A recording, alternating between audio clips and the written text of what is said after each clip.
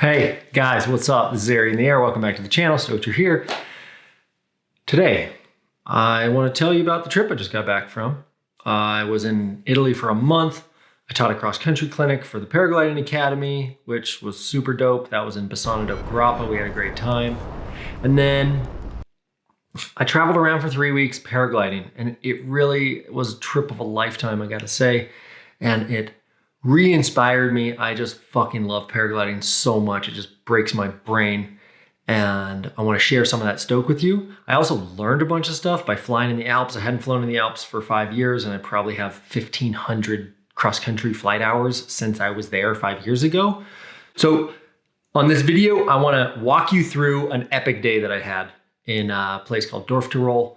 I'll walk you through what I did and give you some tips and tricks along the way and just share with you my experience, my stoke, and the beautiful footage that I got on this awesome GoPro. So, you ready? Here we go. Yeah.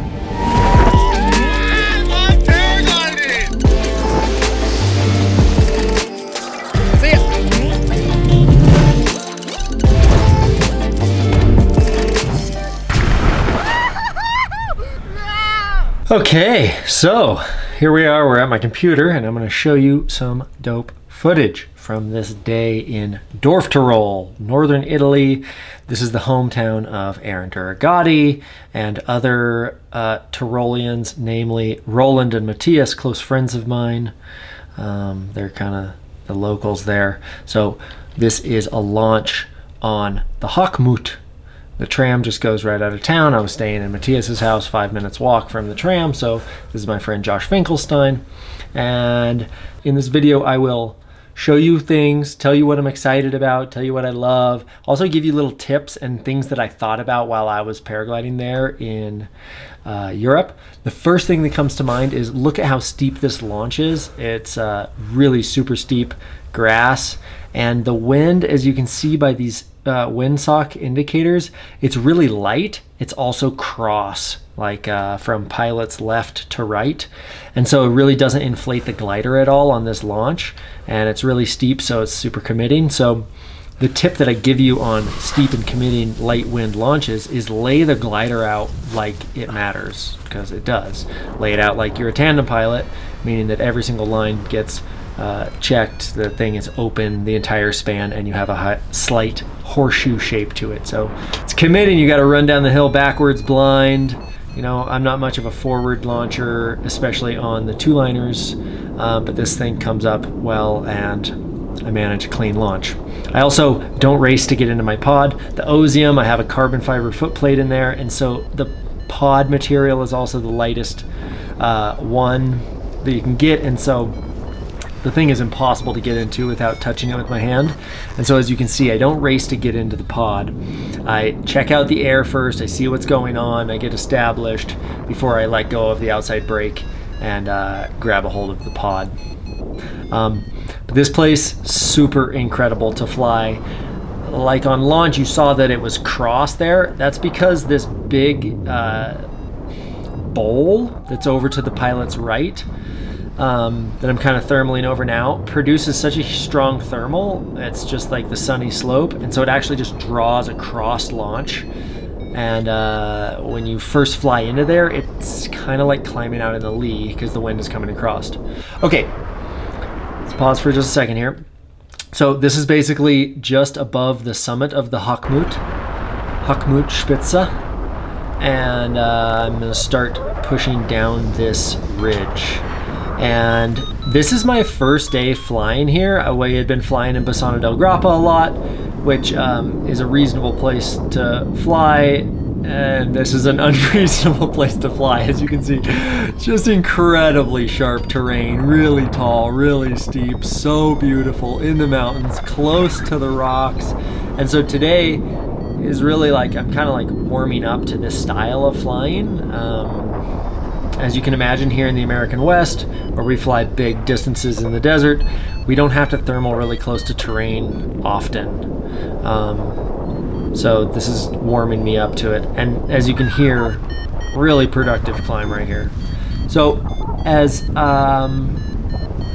basically, I'm gonna land up here in this lakes basin, which you'll get a view of in just a second because I go on a short XC. My friends have already launched and they've already landed at the lakes because they've got another project going that I'll share with you. But just incredible scenery here and productive climbs. I'm just loving paragliding. So I do a small XC kind of... Texel Grupa, yeah! Texel Grupa, yeah, this is the Texel Grupa. It's an incredible little mountain range in the Alps between Innsbruck and Bassano, and it has some really sharp, jagged stuff, as well as these very famous 9 lakes in this lakes basin. So I go on a short little cross country and then I come back in to fly into the lakes basin. And as you can see here, I'm just gonna smash it right onto this terrain just to have some fun, do some terrain flying. I know I have friends up here that I have met and haven't met because I have future friends for sure. But here's this beautiful waterfall and I'm just gonna do a little bit of proximity flying. This ozone zeolite is just, I mean, pretty much as good as it gets, folks. Like the X-Alps gliders are just unbelievable in their agility and their collapse resistance, and the feel of the handling is just all really ideal. So just smush it right in here on the waterfall, and then I find there's a slackliner out here somewhere, and so I come and entertain or torture the person. His name is Sam. He loved it. He told me later that it was such a joy to watch me do these flybys. And I was really strongly considering whether or not I wingtip touch on this grass right here, but I just wasn't familiar enough with the area to let myself wingtip touch it. You know, you snag a little rock there and eat shit on the cliff and you're dead, just like that. So keeping it conservative. Okay, as you can see right here, there's a Huta. There is this is the Oberkaiseralm, and it is just such an incredible restaurant and refugio way up here in the mountains. And I'm gonna come in, and here, as I set up my landing here, I'll share with you kind of what I'm thinking and what's gonna happen. There's this is an alm as opposed to a huta.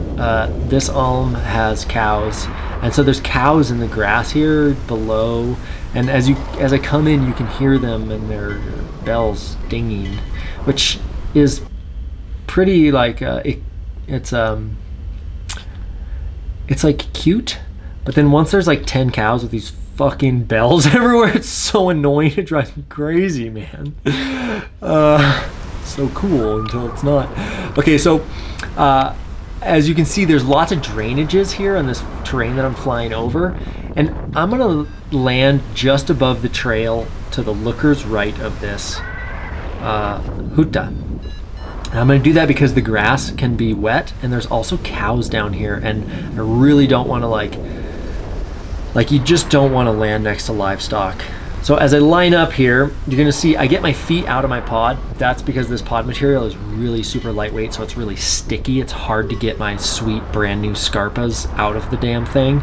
So long before I line up to land, I get my toes out of this thing so that I can quickly take my feet out in case I blow it, and in general because I know I'm going to land, so I need to have them out.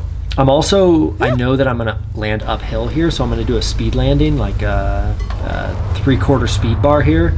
So watch, I basically set it up, I'm on the brakes, cowbells dinging. Here I hoop my foot into the speed bar. Now I'm pushing speed bar, 2/3 bar, still in on it, still in on it, still in on the bar, and I'm off the bar, and brakes, stall the glider, bloop, and I'm down. Thing almost lands on my head. Basically, the reason that you would want to do a speed landing is because if you know you're going to land uphill, having energy allows you to turn your flight vector from downward into, you can change the tangent and you can make it flat, or you can even make it uphill depending on the amount of energy that you have. So in this case, that I know that I'm going to land uphill, I need extra energy so that my flare doesn't just turn me from a downhill trajectory to a flat trajectory. It actually turns me from a downhill trajectory to an uphill trajectory, and I'm able to land relatively soft uphill. And also Kriegel does it, so I have to do it.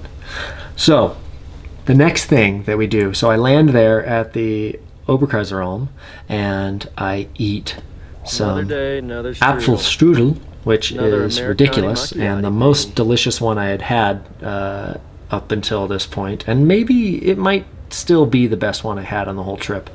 But as you can see, very delicious. And then Josh Finkelstein coming in to land here, and Finkelstein styles the landing. And then here's the next project. So as you can see, we have this is Roland, Yeah, man. and this is Clouda, and we have just rigged Fucking nice, bro. 700-meter highline to a boulder, to a boulder. I love my little song.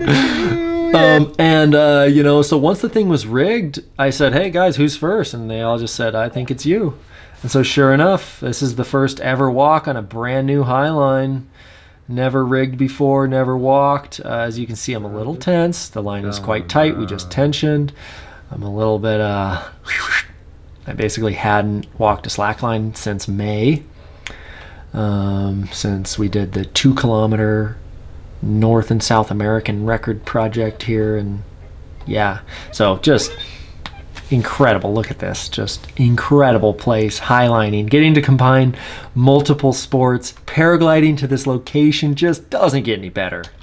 So that night I slept up here, and it was my first ever vol biv. And so I'll give you a couple little tips, the things I learned on my vol biv. The first is, it helps a lot to land at a Huta, that is a restaurant. That's helpful. But I didn't eat dinner there. Sarah Lockwood, can't talk right now. Hold on. So, just to let you know what kind of equipment I had a little tarp. She's persistent, so I like her. I had a tarp and I had a inflatable sleeping pad, and I didn't have a sleeping bag. The glider is a sleeping bag, everybody. It works amazing. It's so huge. Your glider is just massive. Little tip, make sure that you're gonna touch the top surface basically, so don't put it lines down onto you. You're gonna swim around in lines all night. That sucks. You can fold it back and over yourself as many times as you see fit, but the thing is so gigantic. It's such a good sleeping bag, especially my Zeolite that has some 300 something hours on it. It's really soft at this point, and works as a great sleeping bag. So I slept in it. It was awesome. The next morning I launched and I flew down to the Alm because I was slept a bit above the highline, and I flew down to the Huta and I had breakfast. Here's a picture of my breakfast. It's a cheese knädel and a knädel mit Speck, and then some salad, and then some slaw, and I accidentally ordered a whole other breakfast, which was 2 eggs and potatoes. So I had 2 orders and a coffee. It was $30 and I accidentally ordered 2 breakfasts. So what did I do? I ate 2 breakfasts. Okay, and I needed it because it was going to be a big day of flying. So on to the next clip of me launching. Okay, so after my gigantic breakfast, I hike back up above the lake to where the far anchor of the highline was rigged, and I lay my glider out. On the last launch, I recommended that you lay your glider out entirely, and that was because there was no wind. On this launch, there's a ton of wind, and it's honking. As you notice, I do what I call the dance to make sure that my risers are right over left. I always launch risers right over left. I never mess with left over right unless I'm at the dune or things like that. I have those skills, but it's one of my pre-flight peculiarities that I launch just the same way every time. My body mechanics work so freaking good for it at this point. Also, you're gonna see I do a little bit of pre-flight here. I just check my chest strap, and then I check my radio and I check my instrumentation. I radio check with my You got me? BFF boyfriend, Josh Finkelstein. Thanks. Good check. Okay, so also here, just note, every single time I grab my brakes ever, I start at my carabiner. I look at the carabiner, make sure the riser is seated on the carabiner properly, and I follow the rear riser up to where the brake is connected so that I know I have a clean brake, so I don't have a brake wrap when I launch. I do that on both risers. I do that every single time, always, always, always. Okay, so as you can see here, the wind is like kind of coming over the back right here. Let me just go back to this. As I walk down the hill here, you see this is like a really steep grassy slope that's on a cliff. So this is absolutely a cliff launch to the top of this huge valley. The wind is just ripping up this thing, but I'm so close to it that I can't quite get the glider to come into it every second. So I'm sitting here and I'm like, how is this working? It's like honking on my face. Wait, no, glider, wait. And I'm obviously reluctant to run down the hill here without a glider over my head because it's cliffs. And so I do my best fucker. to fucks with it. That'd be great. A little frustrated. But there was this other guy up here. He was like, oh, should I open your glider? I was like, yeah, that'd be great. And then the wind does it for me. Strong here. I go up the hill a lot and then get plucked, and it's awesome. It's working. It's working. That's my sarcastic joke because we all knew it was working. It was windy AF right there. Again, I don't rush into my pod. I do have to touch the pod in this harness to get into it. I don't like tying the pod to my shoe on this one, unfortunately, just because it's my hike and fly, and so I kind of like launch from unusual places and like to be able to really have unencumbered feet. Okay, so I basically fly down the valley there and onto the sunny side, and I find a sweet climb that is pretty real. I'm relatively close to the hill. That's pretty strong, and I think, yep, I eventually climb up this whole hill here, which is just incredible and mind-boggling. You can see Josh on his Climber 2P, and I'm coring this thing. Some patience and some patience. Okay, now I'm getting up towards the top of the peaks here, and this is where my mind really just explodes and leaks out all over my harness and jacket. Oh, there, right there. Okay, let's go back. That, folks, that was the only collapse I took all month. Literally, that's literally the only collapse I took all month, and it's not even a collapse. I almost threw my reserve though, just because. But wow, these Alps gliders are so incredibly resistant to the collapse, and I am super duper freaking current, and I love paragliding. I'm so good at it. So let me teach you how to paraglide. All you have to do is you sign up for one of the Paragliding Academy cross-country clinics. You'll meet me in Mexico or you'll meet me in Italy, and I will not only take you around to the best flying sites and introduce you to the raddest people, but I will teach you everything I know about paragliding. That's what the Paragliding Academy is all about. Check it out, paraglidingacademy.com. Here we go. Flying towards this peak. It's just so scenic, and just the parallax of just like flying onto this peak, so beautiful. Unreal. Unreal. The earth is incredible. So here I fly out a bit, and I'm just starting to get the real good views of the Texelgruppe. As you can hear, I'm like, because I'm a little bit scared still. Like I told you, this is my first day flying in the real big mountains of the Alps in 5 years, and it's just a nerve-wracking situation, you know. I just am not, I'm not trusting yet of how the air works around here. So I go in, I'm a little bit, I feel it. I feel myself in a new place and in a new style of flying, and so I'm trying to be conservative, and I'm also like a little bit stressed because of it. So that's a good lesson. Like if you're flying in a new place, don't worry too much about feeling super confident right off the bat. It's going to take a little bit of time, right? Like I've flown almost 400 kilometers here in Oregon, and it's hard for me to imagine flying 400 kilometers in the Alps. And my friends who have made those kinds of flights in the Alps, it's because they're born and raised and have flown here since they were 12, you know. Like talking to Aaron Durgati on this trip and talking about his big triangles, I'm just like, wow, like he knows where he's going, you know. He knows where he's going, and that's how I feel here in Oregon. So I have a lot of respect for the new places, especially the big mountains. Okay, so I'm making this big valley crossing, and you see this really high dune. I call it a dune because it is like a dune. It's a grassy dune way up on this mountain. There's a huta there. It's called the Asen Huta, and I'm gonna fly towards it because I know that there's a good place for waga there. So as I arrive, The wind is just working ideally.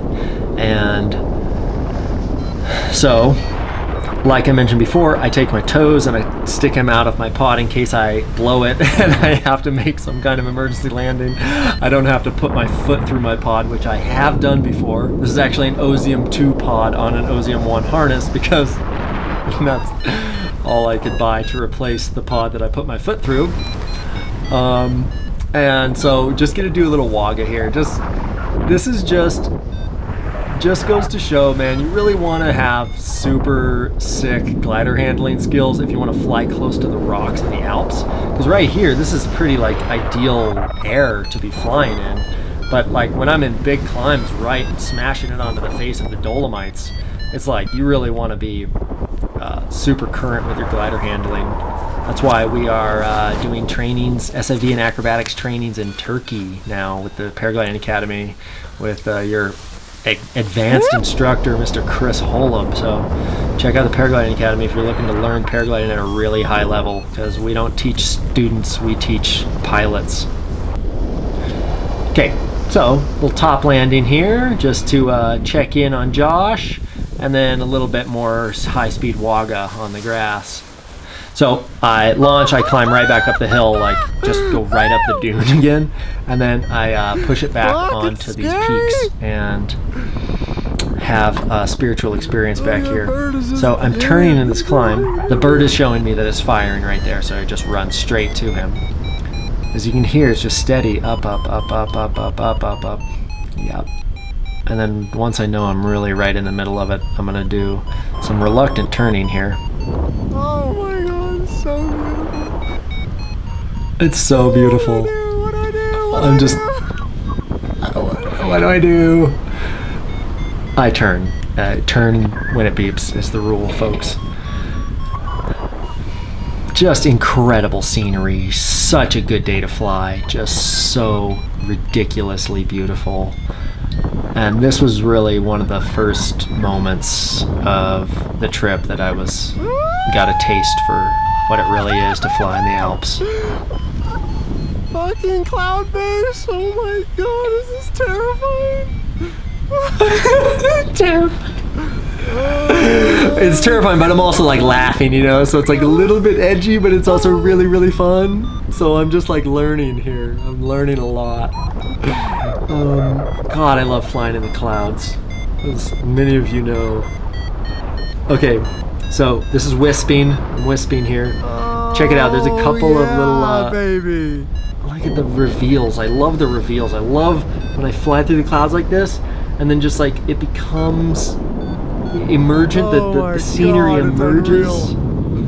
Just flying in these clouds. God, it's just.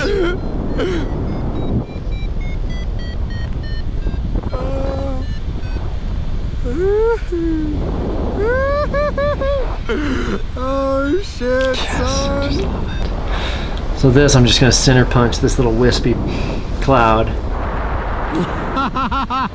Yeah, baby. I am stoked. I love paragliding. Stupid good, man. Beep, beep, beep, beep. In the cloud, just beep, beep, beep. And then here's the reveal. Here's the reveal with this beautiful, beautiful mountain.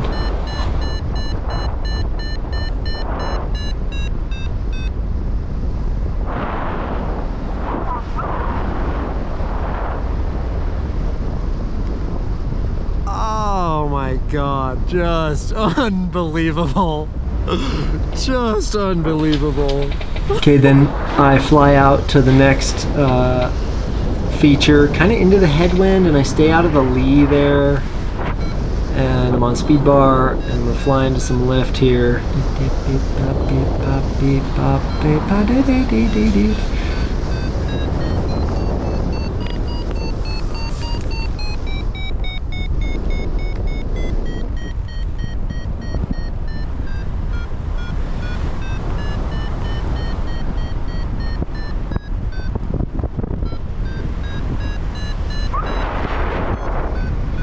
Buddy, going across the valley? I think if you persist here on this face, it'll work for you. as you just heard on the radio, Josh turned across the valley, and then we meet back on the Hochmuth for this just like evening sunsetty. Look at this, just light on the mountains, and Josh climbing out, and just, oh, look at this footage. Let's extra edit this. Okay, that's the last clip I recorded that day. Sick day. Oh my God. I have more big days for you. I'm gonna make a couple more of these videos. Thanks so much for watching. Make sure you subscribe. Check out the links in the description. If you wanna learn how to paraglide like really well, not just like learn how to fly a paraglider, check it out. It's called the Paragliding Academy. We're getting it lit. See you on the next episode.